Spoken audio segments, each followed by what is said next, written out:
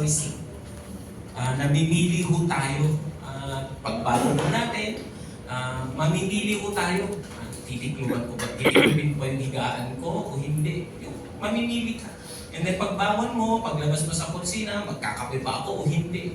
Pag nagkape ka, may gatas ba? May ano. Yung every time we are making a choice. And Amen. what we love most merely is what we live most. Kung ano yung minamahal natin, doon ho tayo namumuhay. Amen. And when we talk about the heart, of course, we'll be talking about the heart of the Bible. Marami hong naniniwala ho sa atin, and that was true. The heart of the Bible, sabi nga nila, is John 3:16. Tama ho ba? Sino ho ba hindi pa nakakaalam ng John 3:16 dito?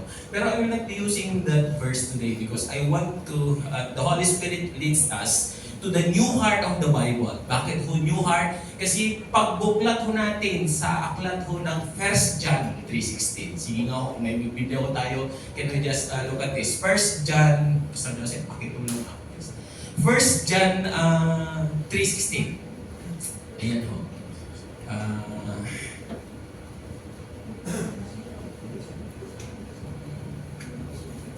At sabi niyo ko dito sa 1 John 3:16, basahin ko muna dito. Meron ho ba? Open yung mga Bible nyo, cellphone, kung meron dyan. Meron ho tayo dito sa PowerPoint. Sabi ko nga, what am I living for? What am I living for? Kanta yata yan ni Eddie Peregrina kung inabutan nyo ho sa Pilipinas.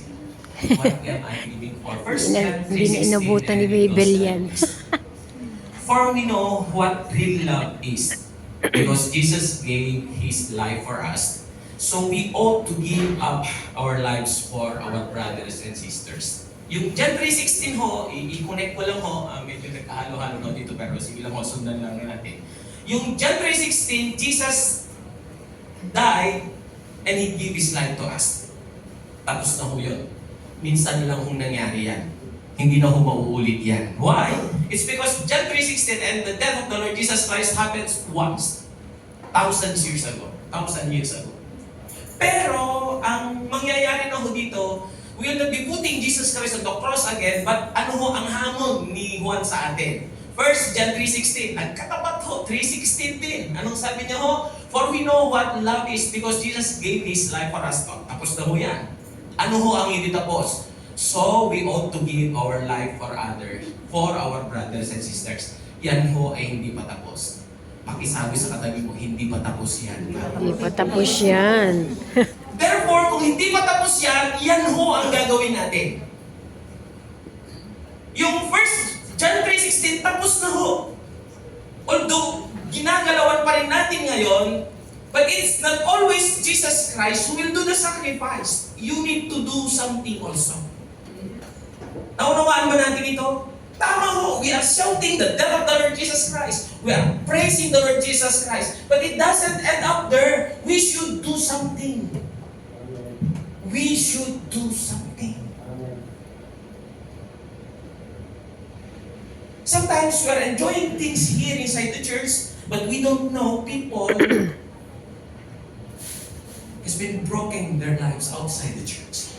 And maybe some of them is your loved ones. We are enjoying worshiping here. That's great. That's good. Gusto ng Panginoon yan. But what's happening to our loved ones? Are we giving our life? Now we'll be talking you 3 things today regarding this verse. For we know what real love is. Ano ba itong sinasabi nating real love? Tingnan mo natin. The real love, of course, lahat tayo naghahanap ng real love. Totoong pagmamahal. Huwag mo masyadong paniwalaan yung pagmamahal ng katabi mo. Titiklog yan. Tama. Honestly, are you with me today? We are living in this changing world. Totoong may nagkakahiwalayan. Totoong may nag-aaway. Totoong may nag-iiwanan.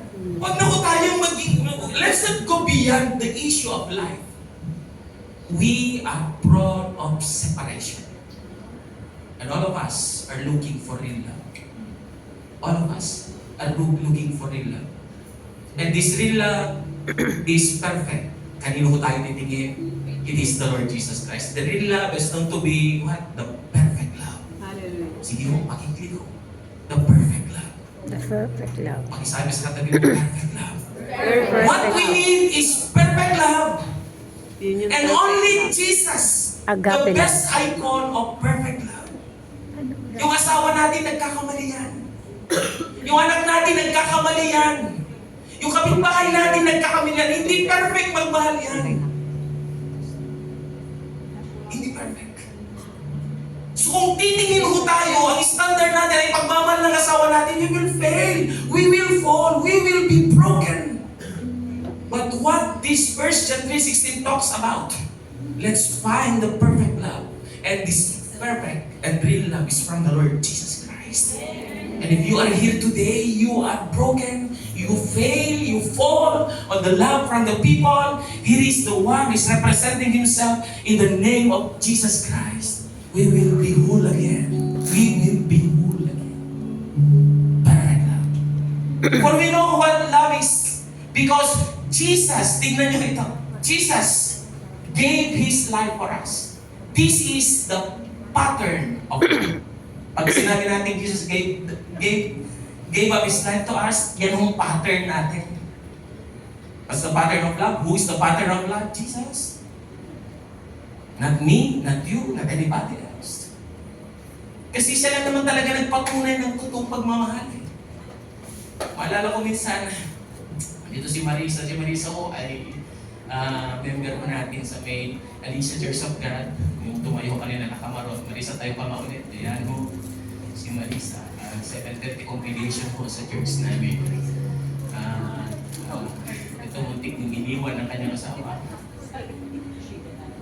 Why? Kasi honestly, when distance comes of love, nawawala ko yung pattern. Hindi ko alam kung ano ang pattern ng pagmamahal niyo. Magkakaiba ko tayo ng pattern. May mga tao gustong nasasabihan palagi ng I love you. Kapag hindi mo na sinabihan ng asawa mo ng I love you, hindi ko na mahal. Di ba? May mga hindi makatulog sa inyong hindi ma-good night, hindi ano ba? Ma-I love you. May mga iba sa atin hindi makatulog na walang muha. Tingnan nyo. Yung iba hindi pwede ganun. Honestly, sabi, sorry to use this, hindi ako taong mapa-expression ng pag-ibig. Hindi ako masalita. Seldom to say I love you to my wife.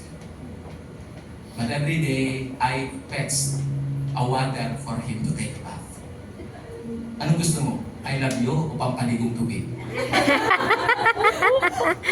Pareho. Oo, tama. Pero minsan, ang gusto natin I love you, hindi naman tayo magiging ng tubig. I love you ka lang, I love you, hindi ka naman magluto. I love you ka lang, I love you, hindi ka naman maglaba. Taas ka ng taas ng kamay, hindi ka naman mag-evangelize. Sigaw ka ng sigaw dito sa church, hindi ka naman lumalabas at pumapasok. Nanganganto, nangangalin ang kaluluwa. So what's the pattern of love? What's the expression of love?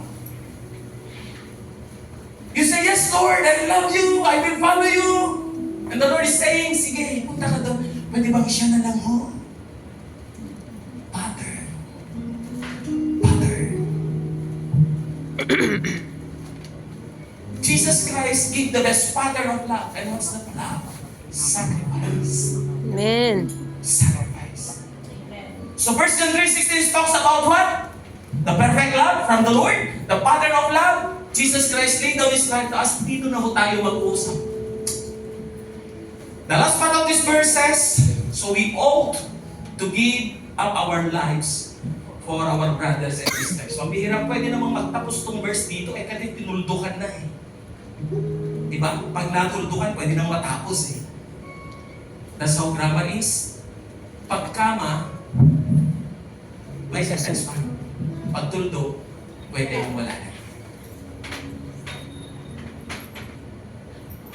So what the Lord is trying to convey to us upon this message? So we ought To lay down. To give. Yung ibang translation kasi, lay down. Sa NIV kasi, lay down. Yung iba naman, give up his life. Ito, ang sarap itong ginamit niya sa New Living Translation. So we also ought.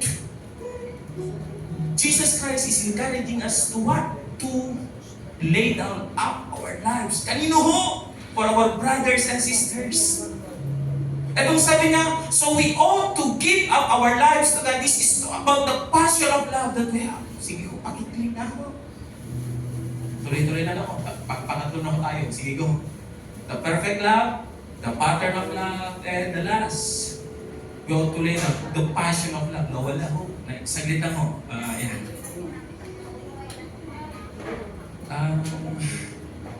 Passion. The passion of yung passion, ito na yung action kasi. Ito na yung sinasabi ko kanina, what am I living for? What am I loving for? Lahat po tayo, may tinutumbok ko na pagmamahal. May tinutumbok ko tayo na mamahalin. Lahat po tayo may pamilya mo dito. Lahat po tayo. Wala na akong pakialam kung sorry to use this based on the get mad on me. Wala na ako doon if yung pamilya nyo ay broken.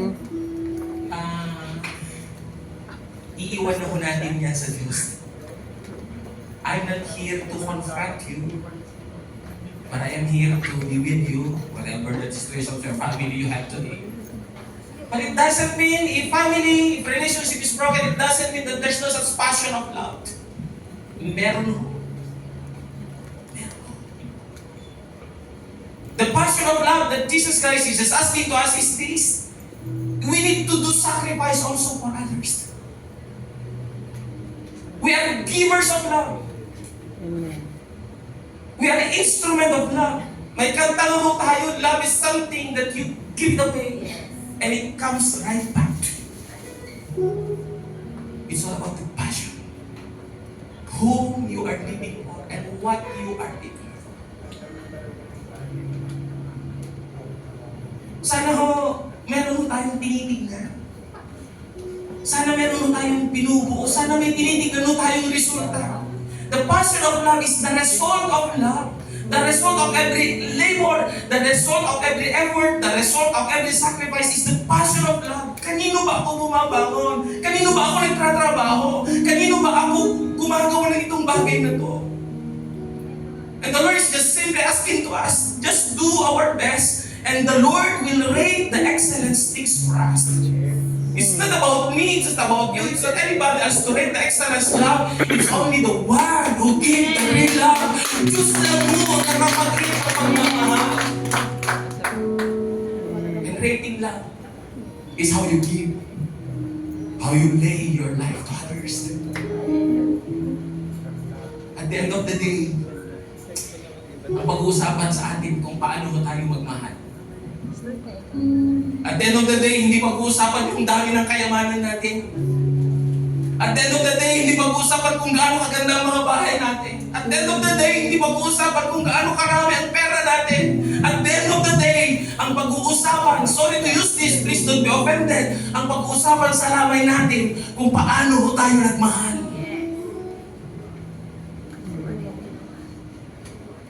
Are you with me today? Amen. Ang pag-uusapan sa lamay natin kung paano tayo nagmahal. Hindi kung gaano karaming pera meron tayo. Pakitabi ko yung katabi niyo. Kung marami kang ipon, ako pamigay mo na yun. Ito, sobrang daming ipon.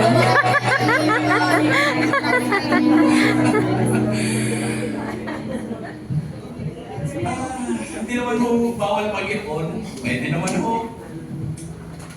Pwede magbakho. Pwede bumili ng St. Peter. Kung kailangan nyo ng St. Peter, ito kasi Pastor Isidro, nagbebenta ko yan. Buy one, take one. Napasok. Pwede nyo kong kausap. Hindi. Siya ang pinakamababang Siya ang pinakamataas na discount. Bakit? Kasi Kasi palagi ko sinasabi, every time I stand here on the one way, I am thinking that this will be my last sermon. Habang nakatayo ako dito sa pulpitong ito, nilalagay ko sa isip at puso ko na ito na yung huling sermon ko. And I am doing the best and excellent because this is the labor of love giving up. Bago ka umalis, nung last Sunday sa church, Marisa, nung last Sunday, bago ko darating dito, nagkape pa kami kay Brother Rodel. Kape pa kami, pinilin ko, anniversary natin, ganito ang gagawin nyo. I met the leaders in the church, sorry to use this, just a simple testimony. Kape pa kami, kwentuhan, pili na. At sabi ko sa kanila, every time kasi naalis ako sa church, at even kay Mrs., every time na lumalabas ako sa bahay, sabi ko, niyayakap ko siya. Kung ito ang uling yakap ko, praise the Lord, I enjoy you for the rest of my life. Amen. I'm not taking every moment for granted. I am taking every moment as the best. Nung anniversary, nung musikalya natin, nakita ko yung post, yung kakape ko, nakakartak sa garahe. Tinakbo sa ospital, 3 kilometers away from their house. Dead on arrival. Kailan ko kami? Hindi ko na umaabutan. Sabi ng kanyang pamilya, Pastor, pakimit na lang namin para abutan to. Ayun, nakakrimit. At sinisigurado ko pag alis ko sa bahay, sinasabi ko kay Mrs., whatever happened, then, ito password ng bangko. Lahat-lahat na. Ito ang password ng ATM. Ito, may insurance ako dito. Ganyan mo kami mag-usap kay Mrs. Para hindi siya mabulaga pag natinalaga. Amen. Ganun din siya pag umaalis. Kung naman mangyari sa akin, sabi niya, kukunin mo sa Ipugawis State University, meron kami ganito. Kwenta ko, aba, mas mabuti siya mabuna.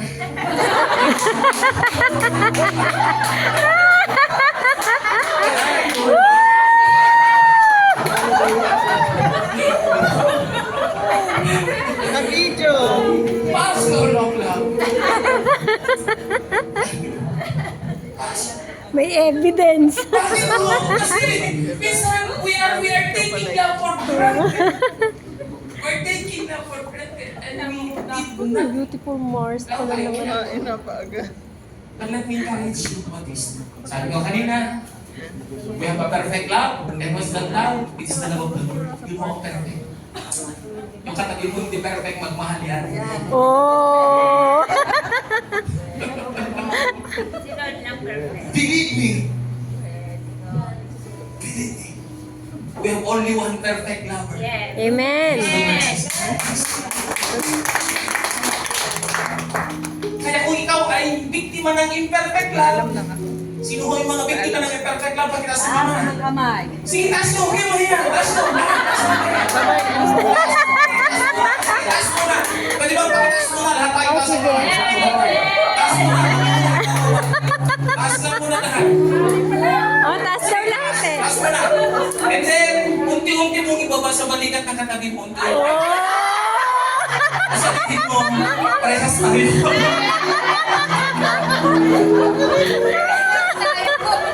Bakit? We are living in a perfect world. Kaya pag kasama mo yung mahal mo ngayon, kahit imperfect yan, mahalin mo na. Kahit may pagkukulang yan, mahalin mo na. Amen. Kaya naman naman ko Because kuya mo He's eh. perfect and He's the best. Love Him because you are a best lover of the Lord. Imperfect people need perfect love. And who is the lover? Jesus Christ. The perfect partner is Jesus Christ. Amen. Perfect love is a perfect pattern. And this perfect pattern should be our passion to lay down your Amen. life to others. Before I will end, let me show you this picture. Sige nga po. Dati, pakitin ko. Yan. Isa pa. Isang clip pa. Yan. Sino hong nakakakilala sa picture na to?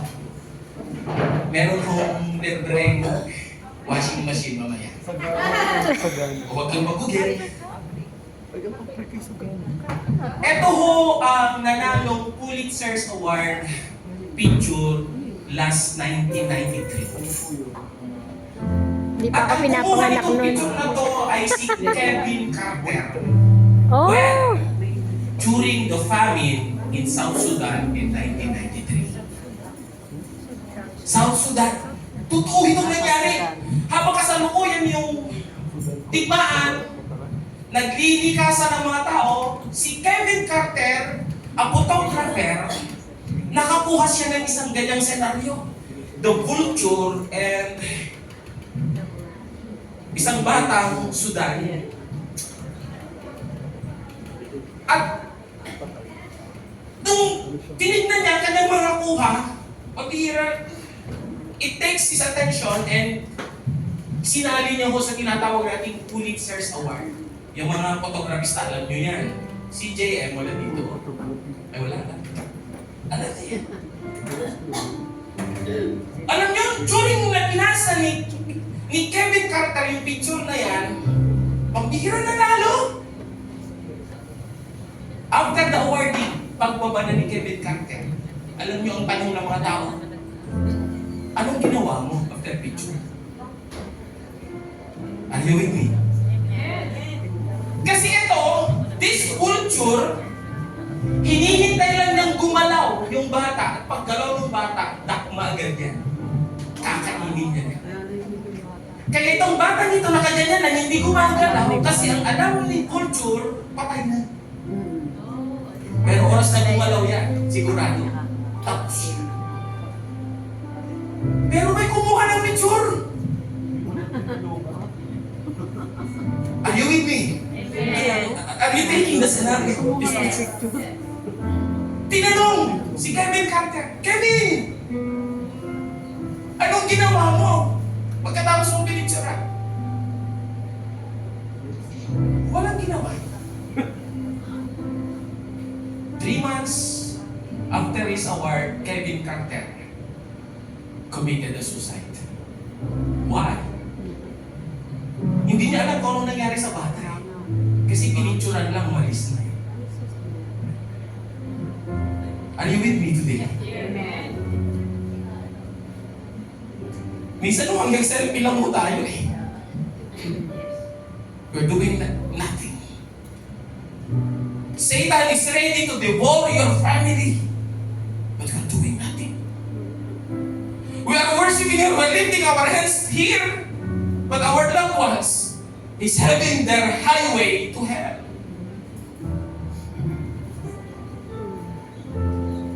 Naunawan niyo ba ito pinag-usapan natin? May mga mahal tayong naglalakad na papunta sa impyerno eh. Why? We have to passion them. Praise the Lord. If your whole family is now living with the love of the Lord today, praise the Lord. Congratulations. Amen. Pero hanggat may mga mahal pa kayo na hindi pa sigurado ang kanilang buhay sa langit, you should do something. You Amen. should do something.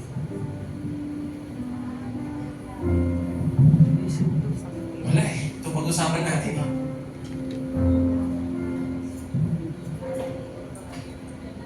Satan is ready to devour our loved ones if we will do nothing. If we will do nothing.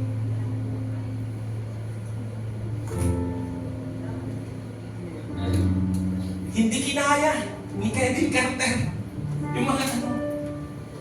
Sabi ko, anong ginawa mo? What should you do? What you do? Anong ginawa mo after you take the picture?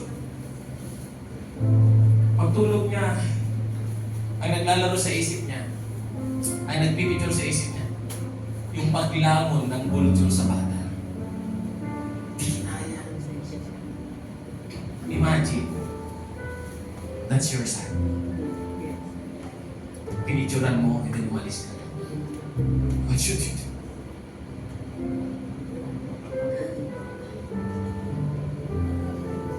What should you do? What should you do?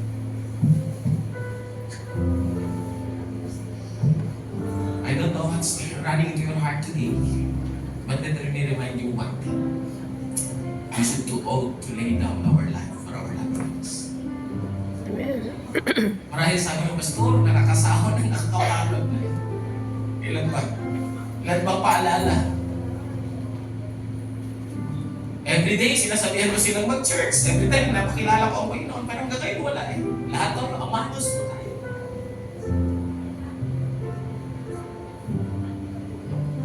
And my grandfather died without knowing Jesus Christ.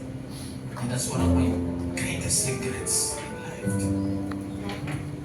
When part of my loved ones died without knowing Jesus.